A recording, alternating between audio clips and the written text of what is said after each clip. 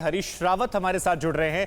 हरीश रावत जी, कहा जा रहा है 5 राज्यों के चुनावों की तारीखों का ऐलान आज चुनाव आयोग करेगा 3:30 बजे, लेकिन इस बार बहुत कुछ बदल जाएगा। ऐसे में कितनी बड़ी चुनौतियां आप देख रहे हैं जब चीजें ऑनलाइन ज्यादा हो जाएंगी? हम बड़ी उत्सुकता से चुनावों की घोषणा की प्रतीक्षा कर रहे हैं, डिक्लेयर हों, क्योंकि सत्तारूढ़ दल जितना विलंब हो रहा था उसका बहुत दुरुपयोग कर रहा था। अब वो दुरुपयोग बंद हो जाएगा। दूसरी बात यह है, जहां तक कोरोना गाइडलाइंस का सवाल है, वो यूनिफॉर्म होनी चाहिए। ऐसा न हो जैसा बंगाल में देखने को मिला कि कांग्रेस जैसी पार्टियों ने तो कोरोना गाइडलाइंस का पालन किया और भाजपा ने उसका पालन नहीं किया। वो चीज नहीं होनी चाहिए। जो होनी चाहिए वो यूनिफॉर्म होनी चाहिए। इलेक्शन कमिशन को नहीं तो उत्तराखंड जैसे राज्य में सर, जहां पर दुर्गम पहाड़ियां हैं, हरीश जी, जहां पर दुर्गम पहाड़ियां, आप कह रहे हैं कि बीजेपी ने अच्छा काम नहीं किया, तो ऑफलाइन जब आप डोर टू डोर नहीं जा पाएंगे, रैलियां नहीं कर पाएंगे, आपको लगता है आप उस तरीके से एक्सपोज कर पाएंगे? चुनौतियां नहीं बढ़ रही इस बार? देखिए, जो भी चुनौतियां हैं राजनीति के अंदर, उन सबका सामना करना पड़ता है और निश्चित तौर पर ऑनलाइन का दुरुपयोग करने की कोशिश करेगी भाजपा, लेकिन हम उसका कोई न कोई तोड़ निकालेंगे। हम उससे कतई घबराए हुए नहीं है। अच्छा हरीश जी, कुछ दिन पहले आप नाराज चल रहे थे, अब सब ठीक है पार्टी में? बिल्कुल ठीक है सर, अब सब ठीक है, अब आपको कोई शिकायत नहीं है? मैं तब भी नाराज था और अब पार्टी के अंदर बहुत सारे सवाल होते हैं और हमने वो सवाल उठाए। तब भी नाराज नहीं था। उस समय मैंने कुछ सुझाव दिए थे, कुछ बातें कही थी। कहने का अंदाज होता है अपना अपना।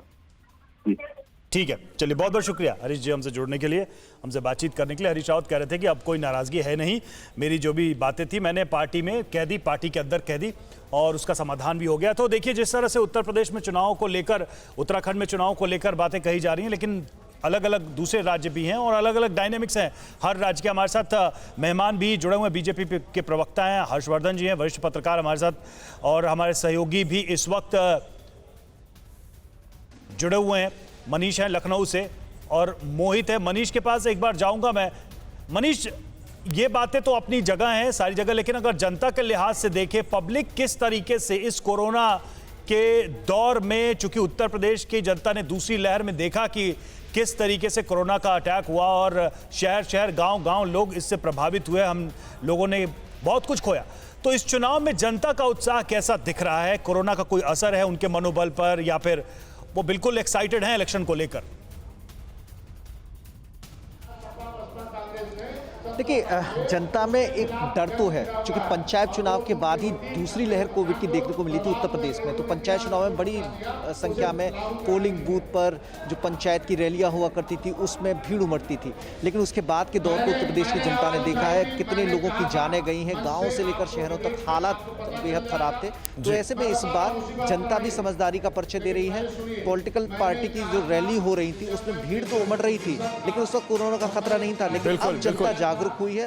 हम जो भीड़ भरे इलाके हैं वहां पे मास्क लगाए हुए दिख रहे हैं, तो इस बार हम भी उम्मीद करेंगे कि लोग मास्क लगाएं, जनता जागरूक रहे। लेकिन एक बार फिर से बता दें कि यूपी में 6 से 7 चरणों में चुनाव हो सकते हैं, पंजाब उत्तराखंड में 2 चरणों में चुनाव हो सकते हैं, गोवा में 1, मणिपुर में 1 से 2 चरण में चुनाव संभव है। ये बड़ी खबर है। आखिरी सवाल हर्षवर्धन जी आपसे मैं ले लेता हूं कि जो बड़ी पार्टियां हैं, बीजेपी, कांग्रेस, सपा, इनके लिए तो चलिए ठीक है, इन्होंने तैयारियां पहले से कर रखी, थोड़ा डिजिटल कर रखा है, लेकिन बसपा जैसी पार्टी जिसका जो रूट ग्रास वर्कर है वो उतना डिजिटल नहीं है, या छोटी छोटी जो पार्टियां हैं, क्या उनके लिए एक बहुत बड़ी चुनौती नहीं आ गई जो अक्सर किंग मेकर या एक्स फैक्टर साबित होती है अलग अलग राज्यों के कॉन्टेक्स्ट में बात की जाए? नहीं, निश्चित तौर पर ये एक बड़ा संकट होगा उन पार्टियों के लिए जिन्होंने डिजिटली अपने आप को उतना ज्यादा इंप्रूव नहीं किया, या कहें कि समय के साथ वो नहीं चले।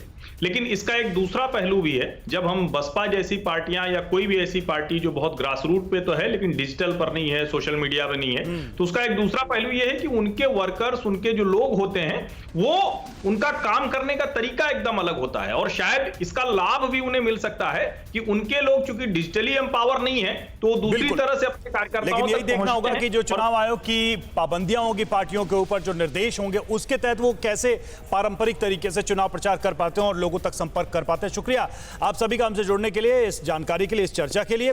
परवाह देश की, सोमवार से शुक्रवार रात 10 बजे TV9 भारतवर्ष पर।